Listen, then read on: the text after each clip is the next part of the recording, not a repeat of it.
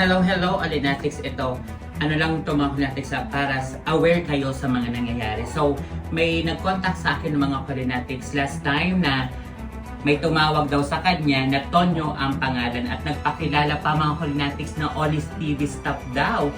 At hinihingi ang laman ng GCash number, kung magkano ang laman ng GCash number nyo, at ita times 5 ko daw. So, hindi po yan totoo mga Alinatics. Fake news, scammer. Kasi never po kami mga Alinatics tumawag or ang aking staff na humihingi ng laman ng GCash number at ita times 5. Never po namin yan ginawa. Kaya pag may tumawag sa inyo mga Alinatics at nagpakilala na Oli TV staff daw, wag po kayong maniniwala kasi kami mga Alinatics, once na kami ang tumawag sa inyo, kami po ang magbibigay. Hindi po na kami po ang hihingi ng laman ng GCash number nyo at ito times 5 namin. And never po kami nag times 5. Kasi kung ang laman ng GCash mo mga Alinatics, 100,000, i-times 5, 500,000 to now ang santaon. So kaya wag po kayong maniwala dyan mga Alinatics kasi scammer po yan.